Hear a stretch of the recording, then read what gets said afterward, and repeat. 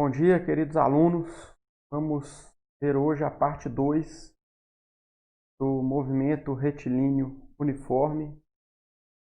Relembrando que essa é uma aula gravada para o ensino remoto emergencial do Cefet e a reprodução ou publicação dela fora desse contexto não é autorizada. Na última aula, a gente trabalhou com o movimento retilíneo uniforme, onde a gente pode considerar que a velocidade vai ser igual a ΔX, ΔT, ou igual ao deslocamento dividido pelo intervalo de tempo. Isso daqui, na verdade, é o conceito de velocidade média, mas como o movimento é uniforme e a velocidade é constante, a gente vai ter que a velocidade a cada instante vai coincidir com o valor da velocidade média. Então, a gente pode trabalhar V igual a ΔX sobre ΔT, e a gente chegou numa função, né, da posição x, posição no tempo t, vai ser igual à posição inicial x0, a posição no tempo 0, mais a velocidade vezes o tempo. Então, a posição do um corpo qualquer passa a ser uma função linear com o tempo, e a gente fez alguns exercícios aprendendo a usar essa ferramenta, né, que é a função. Na aula de hoje, a gente vai falar dos gráficos, né? Ficou faltando a gente trabalhar a parte gráfica do MRU. Vamos começar pelo gráfico mais simples, que é o gráfico de velocidade em função do tempo. Tem aqui no eixo vertical a velocidade e no eixo horizontal a gente tem o tempo. Se o movimento é uniforme, a velocidade é constante, esse gráfico vai ser uma reta constante. Essa reta aqui é horizontal, né, vermelha, está indicando para a gente que à medida que o tempo aumenta, a velocidade mantém sempre o mesmo valor. Então, é um gráfico bem simples e tem uma característica desse gráfico que vai ser muito importante para a gente, que é a área debaixo da curva da velocidade do tempo. Então, a gente tem aqui, vamos considerar 2 instantes de tempo aqui, né? Essa região aqui que eu estou chamando de ΔT. Então, se você considerar a área debaixo do gráfico, velocidade por tempo, a área debaixo dessa reta horizontal aqui, a gente tem que essa área ela vai ser um retângulo. Então, essa área vai ser a base, que neste caso vai corresponder ao intervalo de tempo que eu estou considerando, vezes a altura. A altura desse retângulo vai ser o próprio valor da velocidade, que é constante. Então, a área vai ser V vezes ΔT. Só que olha só, se a gente sabe que velocidade é ΔX sobre ΔT, quando você passa o ΔT que está dividindo aqui, multiplicando a velocidade, a gente tem V vezes ΔT, a gente já viu que isso dá a área do gráfico velocidade por tempo, e isso vai ser igual ao deslocamento, porque se V é igual a ΔX sobre ΔT, ΔX vai ser igual a V vezes ΔT. Então a gente conclui que num gráfico velocidade por tempo, a área debaixo da curva desse gráfico vai nos dar deslocamento feito pelo corpo, pelo carro, seja lá o que for que esteja em MRU. Então a gente isso tem que tomar cuidado, porque eu estou falando de um gráfico velocidade por tempo. Num gráfico velocidade por tempo, a área vai corresponder ao deslocamento. No caso do movimento retilíneo uniforme, o deslocamento vai coincidir com a distância percorrida pelo carro. Esse é um resultado, embora demonstrado para o MRU, é um resultado geral. A área, num gráfico velocidade por tempo, a área debaixo da curva, vai corresponder ao deslocamento, mesmo para movimentos mais complicados, tá? Não precisa ser MRU. Mas aqui a gente viu a demonstração para o caso do MRU. Então, o gráfico velocidade por tempo te dá duas coisas. Te mostra a velocidade, né, como ela se comporta ao longo do tempo, Aqui é muito simples, porque ela vai ser constante. E também te dá a informação do deslocamento ou da distância que o corpo percorreu. Para isso, você tem que ter um jeito de calcular a área dessa curva. Depois a gente vai ver um exemplo. Como é o gráfico da posição versus o tempo? A gente já viu que a função posição, a posição vai ser igual a x0 mais vt. Como é que fica o gráfico disso? Vamos lá. O gráfico disso, então, está aqui no eixo vertical, estou colocando aqui a posição, e no eixo horizontal, o tempo. Vocês já estão vendo aí que é uma reta, mas vamos entender o porquê que isso dá uma reta. Então, olha só. Aqui eu estou fazendo uma analogia com a equação de reta na matemática. Qual que é a equação de reta na matemática? A gente pode falar que y é igual a, b, ax mais b, né? Aqui eu escrevi b mais ax. Se você fizer um gráfico de y na vertical em função de x, isso dá uma reta, vocês sabem disso. Quando a gente compara aqui com a física, e a gente vai colocar o x como função aqui no eixo vertical, então o x da física, que é a posição, vai ser o análogo da função y. E a variável aqui, independente aqui, que na matemática é o x, no caso da física vai ser o tempo. Então veja bem, então na matemática a gente tem que o b é o local onde a reta vai cortar o eixo vertical, né? No caso da física, esse camarada vai ser o x0, a posição inicial. Então, o gráfico posição por tempo na física vai ser uma reta, e onde a reta vai cortar o eixo vertical da posição? No x0. Aí no gráfico, olha. E na matemática, a gente sabe que essa constante aqui, A, que multiplica a variável independente x, tem a ver com a inclinação da reta. E aqui na física, a nossa variável independente é o tempo, e quem está multiplicando ele é a constante, no MRU, né? É a constante que é a velocidade. Então a gente sabe também que, assim como na matemática a constante A tem a ver com a inclinação da reta, agora na física a inclinação dessa reta tem a ver com o valor da velocidade. Se o valor da velocidade for grande, essa reta vai ser muito inclinada. Se o valor da velocidade for pequeno, ela vai ser pouco inclinada. Se a velocidade for negativa, ou seja, se o corpo estiver se deslocando no sentido negativo do referencial, a velocidade vai ser negativa e a inclinação dessa reta vai ser negativa, da mesma forma que acontece na matemática, quando essa constante x é negativa.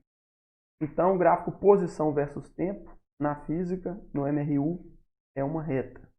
Tá? Fora do MRU, não será uma reta, mas no MRU é uma reta.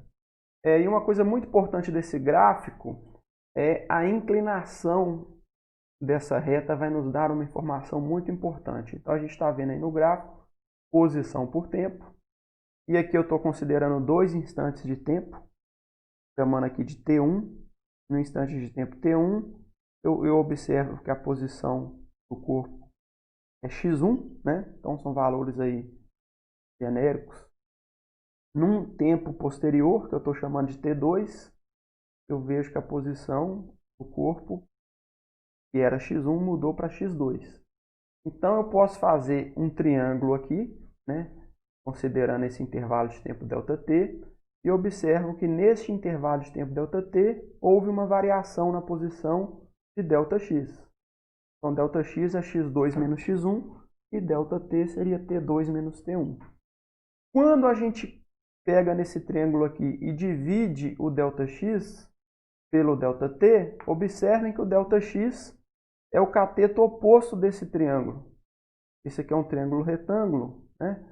Então, o ΔX é o cateto oposto e o ΔT é o cateto adjacente. Quando você divide o cateto oposto pelo adjacente, a gente chama isso de inclinação. A inclinação dessa reta, que no caso aqui é ΔX dividido por ΔT, nós já sabemos que deslocamento dividido pelo intervalo de tempo é a nossa velha conhecida amiga velocidade. Então a gente chega numa conclusão muito importante. Num gráfico posição por tempo, se você conseguir calcular a inclinação dessa reta, você estará calculando quem? A velocidade. É claro que para você fazer isso, na prática, você tem que conhecer os valores numéricos de T1, T2, X1 e X2 no caso aqui. Então a gente chegou em dois resultados muito importantes. Primeiro, num gráfico velocidade por tempo, o gráfico é muito simples, né? Porque a velocidade é constante, mas a gente aprendeu uma coisa muito importante. A área de baixo dessa curva, velocidade por tempo, te dá o deslocamento. E no gráfico posição por tempo, o gráfico é um pouco mais complicado, porque você tem uma reta, né? E a inclinação da reta tem a ver com a velocidade. E a gente aprendeu aqui que se você conseguir calcular a inclinação dessa reta, fazendo um delta aqui da posição e dividir pelo delta do tempo, você vai estar conseguindo calcular a velocidade. Então, de um gráfico posição por tempo, é possível você tirar a velocidade. Vamos agora para dois exemplos, né? Para a gente fechar essa aula. Então, vamos considerar aqui o seguinte exemplo. É dado o gráfico posição versus tempo para o movimento de um porco. Bom, é um exemplo aqui meio maluco, mas vamos lá. Calcule as velocidades desenvolvidas pelo porco em cada trecho do movimento. Indique também os sentidos dessas velocidades. Primeiro vamos analisar o gráfico. Nesse gráfico aí ele está chamando a posição de S, tá? Vai ser muito comum vocês encontrarem o S. Eu prefiro usar o X, eu prefiro usar para a posição a letra X, mas o S é muito comum. Então você tem ali, ó, no tempo zero, o que o gráfico está dizendo para a gente? A posição do porco é 6 metros, ou seja, existe um referencial, existe uma origem e o porco está a 6 metros dessa origem. Nos 4 primeiros segundos, o porco que estava na posição 6 metros, ele se desloca e vai parar na posição 12 metros. De 4 a 8 segundos, o porco que estava na posição 12 metros permanece na posição 12 metros. E de 8 a 12 segundos, o porco que estava na posição 12 metros, ele vai parar na posição 0. Vai parar na posição 0. Então é isso que o gráfico está dizendo. E como calcular essas velocidades? Eu posso calcular essas velocidades fazendo a inclinação desse gráfico, né? A inclinação desse gráfico. Então, para calcular a inclinação desse gráfico, eu vou fazer o gráfico aqui no caderno. Vou mudar aqui a câmera, né? Então vamos lá. Vamos para o caderno. A gente tem aqui, eu vou só redesenhar aqui rapidinho. Então a gente tem aqui o tempo, segundos. A gente tem aqui a posição, metros. Vou chamar de X, porque eu gosto mais do X. Então aqui a gente tem 3 regiões distintas aqui, ó. Então a gente tem aqui 0 até 4, aqui é 12, aqui é 6 e aqui é 8. Bom, estou fazendo um gráfico aqui bem avacalhado mesmo, sem preocupar muito com a escala, só para a gente ver. Então a gente tem aqui, ó, de 0 a 4 segundos, você vai ter o quê? Um ΔT igual a 4 segundos. E você vai ter um ΔY, ele estava na posição 6, mudou para a posição 12, 12 menos 6, você vai ter um ΔX, desculpa, de 6 metros. Então a velocidade aqui, ó, de 0 a 4 segundos, a velocidade vai ser variação da posição ou deslocamento, dividido pela variação do tempo. Então ficou, vou fazer passo a passo aqui só para ficar bem claro, 12 menos 6 dividido por 4 menos 0. Então ficou 6 dividido por 4, simplificando aqui, divide por 2, 3 dividido por 2, 1,5 metros por segundo. Tá aí a primeira parte. De 4 a 8 segundos, a gente tem uma região de inclinação 0. Então, um trecho de reta que não tem inclinação, mesmo assim eu vou fazer o cálculo aqui, ó. Velocidade é deslocamento por tempo. Aqui a variação da posição foi 0, porque no tempo 8 segundos ele está na posição 12, menos a posição inicial no tempo 4, que também é 12. Então 12 menos 12. O ΔT de 4 a 8, o ΔT é 8 menos 4. 12 menos 12, 0, dividido por 4, isso aqui vai dar 0. Então a velocidade nesse trecho é 0. O porco permaneceu parado. E de 8 a 12 segundos, eu tenho uma reta de inclinação negativa. Ó, de 8 a 12 segundos, ele estava na posição 12 e foi parar na posição 0. Então, de 8 a 12 segundos, eu vou ter velocidade igual a deslocamento sobre ΔT. É muito cuidado aqui, porque o deslocamento delta, sempre que você tem um delta, é aquele cara final, o x final menos o x inicial, independente de quem é maior do que quem. Então aqui, quem que é a posição final? O tempo final é o 12. No tempo 12, a posição é 0. Então a posição final é 0. Menos, esse menos vem do delta, a posição inicial. O tempo inicial é 8. E a posição inicial é 12. Então 0 menos 12 é o ΔX. É muito comum vocês trocarem as bolas aqui, ó. Colocar 12 menos 0, achando que o delta não pode ser negativo. Não tem nada disso. O delta pode ser o que ele quiser ser. O delta é o cara final menos inicial. Se o final for maior do que o inicial, ele é positivo. Se não, é negativo e bola para frente, sem problema nenhum. Dividido por 12 menos 8, que é o ΔT, né? Tempo final menos tempo inicial. 12 menos 8. Então ficou menos 12, dividido por 12 menos 8, que é 4. Então isso daqui vai dar menos 3 metros por segundo. E não precisa se desesperar com esse menos, porque eu sei que é muito comum, quando dá um valor negativo, vocês se preocuparem, acharem que fez alguma coisa errada e varrer esse cara para debaixo do tapete. Não faça isso, porque na física, no movimento, o menos indica o sentido. Então veja bem, de 0 a 4 segundos, a velocidade foi positiva, 1,5 metros por segundo. Podemos dizer que o porco se deslocou para a direita, por exemplo, supondo que o referencial cresce para a direita. De 4 a 8 segundos, a velocidade foi 0, o porco ficou parado. E de 8 a 12 segundos, o porco estava na posição 12, voltou para a posição 0. A velocidade deu menos 3 metros por segundo. Esse menos significa que o porco voltou, agora ele se deslocou para a esquerda. Então esse menos é importante e ele indica aqui o sentido do movimento. Então nada de varrer isso para debaixo do tapete. Vamos voltar agora para mais um problema para a gente fechar. Agora vamos considerar aí um gráfico velocidade por tempo. Nesse gráfico velocidade por tempo, então vamos ler aqui. O gráfico mostra a velocidade desenvolvida por um carro numa estrada retilínea.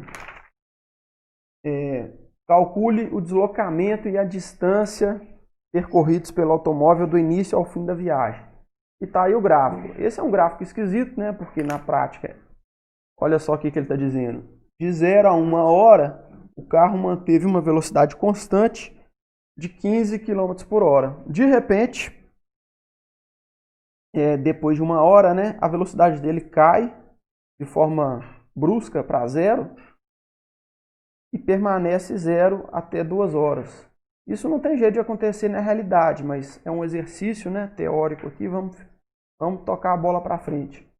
E depois, quando chega em 2 horas de viagem, o carro, de repente, né, de modo esquisito também, a velocidade dele vai para menos 20 km por hora. Agora, o que significa esse menos 20? Significa que a velocidade é 20 km por hora, mas que o carro agora está no sentido contrário do que ele estava antes, né? Em relação ao referencial. E aí, como é que eu calculo o deslocamento e a distância num gráfico velocidade por tempo? A gente aprendeu que você pode tirar o deslocamento a partir da área debaixo da curva da velocidade por tempo. Então a gente tem 3 trechos aqui, olha. De 0 a 1 hora, a gente tem aqui essa curva que está lá no 15 km por hora, então a gente pode calcular essa área, que vai ser aqui um retângulo. A base aqui vai ser 1 hora menos 0, a base vai ser 1 e a altura vai ser 15. De 1 a 2 horas, a curva, a velocidade está em cima do zero. Então não tem a área entre essa curva e o eixo horizontal, ela é zero, porque a reta está em cima do zero. E de 2 a 5 horas, de 2 a 5 horas, você já tem uma área aqui que vai lá de baixo até o eixo horizontal. Então a base aqui, de 2 até 5, a base desse retângulo é 3 e a altura vai ser 20. Mas aí você tem que tomar cuidado que a velocidade agora ela é negativa, né? Então vamos fazer esse exercício aqui. Vamos lá. Vou voltar para a minha câmera, o caderno. Então vamos lá. Então, ó, o primeiro trecho aqui, eu vou calcular a área desse primeiro retângulo aqui, ó, de 1 hora até 15. Então você vai ter a primeira área, você vai ter aqui 1 hora vezes 15 km por hora. Então vai cortar hora com hora. Isso daqui vai dar 15 km. Então eu sei que nesse primeiro trecho do movimento, de 0 a 1 hora, o carro percorreu 15 km. Então eu tenho aqui um ΔX aqui de 15 km. De 1 às 2 horas, a velocidade é zero. Então depois aqui, eu vou chamar aqui de trecho 1. No trecho 2, eu sei que o deslocamento vai ser zero. A velocidade é zero, não tem área nenhuma ali. E no trecho 3, a gente tem ali de 2 às 5 horas e a velocidade é menos 20. Então você vai ter que essa área aqui, eu vou colocar a área entre aspas aqui, porque na verdade a gente vai considerar a velocidade negativa. Então a base, no caso, é 5 horas menos 2 horas, 5 menos 2 horas. É a base aqui, né? Que eu estou indo do tempo 2 horas até 5. Vezes a altura, que é menos 20. Então, vezes, vou botar um parênteses aqui, menos 20 km por hora. Então, eu vou cortar aqui hora com hora. 5 menos 2, 3. 3 vezes menos 20, menos 60 km por hora. Ó, só menos 60 km. Então eu tive um deslocamento aqui no terceiro trecho que foi de menos 60 km. Então eu tive no primeiro trecho um deslocamento positivo de 15 km. Então o carro andou para a direita, vamos dizer assim, né? Depende do positivo do referencial, é para a direita. Depois ele permaneceu parado e depois ele deslocou menos 60 km. Sem preconceito com esse menos aí. O carro andou 60 km, só que foi para a esquerda. Então o deslocamento total, vou colocar aqui, ó, ΔX total vai ser 15 km mais 0 mais menos 60, né? Que vai dar menos 60 km.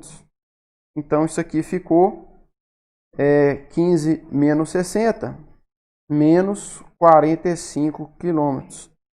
Sem preconceito com esse menos. Significa que na viagem como um todo, o carro deslocou 45 km, só que ele foi para a esquerda, ou melhor, ele foi no sentido negativo do referencial. Se eu quiser falar em distância, aqui tem que tomar cuidado. Ó. Se eu quiser falar em distância, eu sei que na ida, vamos chamar de ida, né? Ele andou 15 km. E na volta, eu sei que ele andou 60 km. Então, no total aqui, pensando o que ele vai gastar de combustível, né? O que interessa é que ele viajou aqui, que ele andou de distância. 75 km foi a distância. Então, repare que a distância e os deslocamentos são conceitos diferentes quando tem inversão do movimento, quando tem ida e volta. Então ele andou 15 km, vamos dizer, para a direita, depois ficou parado e depois ele voltou e andou 60 km para a esquerda. Então o deslocamento global dele, se ele anda 15 para a direita, depois retorna 60 para a esquerda, isso dá um deslocamento global de 45 para a esquerda, menos 45, ou seja, ele está 45 km à esquerda da origem. Só que se você pensar em distância, ele andou 15 para a direita e 60 para a esquerda, mas a distância total que ele andou foi 75 km. Bom, então a aula de hoje é isso. Na sexta-feira vocês vão trabalhar com exercícios, tá? Então um forte abraço para vocês.